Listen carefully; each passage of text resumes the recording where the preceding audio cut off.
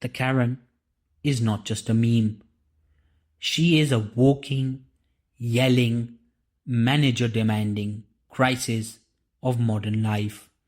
She is what happens when fear, entitlement, and a desperate need for control collide in a world that feels increasingly chaotic. To understand the Karen is to understand something dark and raw about human nature. Let's break it down philosophically and psychologically. Philosopher Albert Camus said, "Life is absurd. It has no built in meaning, and we have to create our own meaning." The Karen refuses to accept this. She demands that the universe makes sense for her. When her latte is wrong, it's not just a mistake, it's a personal attack. Her meltdowns are a rebellion against the absurdity of life. But instead of finding freedom, she becomes a prisoner of her own rage. "I must imagine Sisyphus happy," said Camus. The Karen imagines Sisyphus fired for rolling the rock too slowly. Psychoanalyst Jacques Lacan talked about the mirror stage, the moment we see ourselves and start building our identity. The Karen is stuck here. Her sense of self is fragile, like a reflection in a cracked mirror. When a barista gets her name wrong, it's not just annoying, it shatters her illusion of being important. Her scream, "I demand to speak to your manager," is the sound of someone trying to glue their broken self-image back together. Philosopher Friedrich Nietzsche said, "Humans have a will to power, a drive to feel strong and in control." The Karen takes this to the extreme. She doesn't want to create or build. She wants to dominate.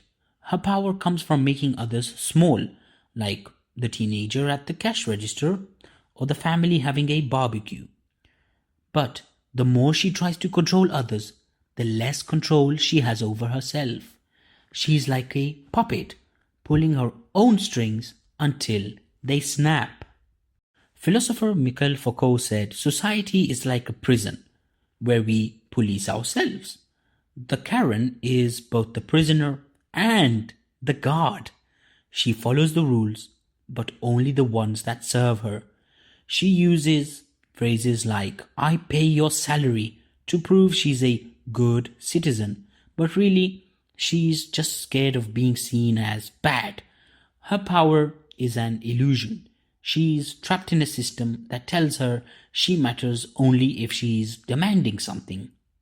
At her core, the Karen is terrified. She's scared of being ignored, scared of losing control, scared of a world that doesn't care about her. Psychologist Erich Fromm called this escape from freedom. The fear of being free because freedom means facing your own insignificance. Instead of facing her fear, the Karen projects this onto others. She accuses the world of being unfair because it's easier than admitting she's scared. Of course, we all have a little Karen inside us, a tiny Karen. Maybe you've never yelled at a barista, but have you ever felt a flash of anger when someone cut you off in traffic? That, my friends, is Karen energy. The difference is most of us manage it. We take a deep breath, remind ourselves the world doesn't revolve around us, and move on. The Karen doesn't. She lets her fear and entitlement take over, and it consumes her. Of course, the Karen is a warning. She shows us what happens when we let fear and entitlement rule our lives. She's a reminder that power isn't about controlling others, it's about mastering yourself. As philosopher Marcus said, "You have power over your mind, not outside events." The Karen hasn't learned this yet, but maybe, if we are honest, neither have we. "Hell is other people," wrote Jean-Paul Sartre, But maybe hell is the part of ourselves that thinks screaming at a barista will fill the void inside.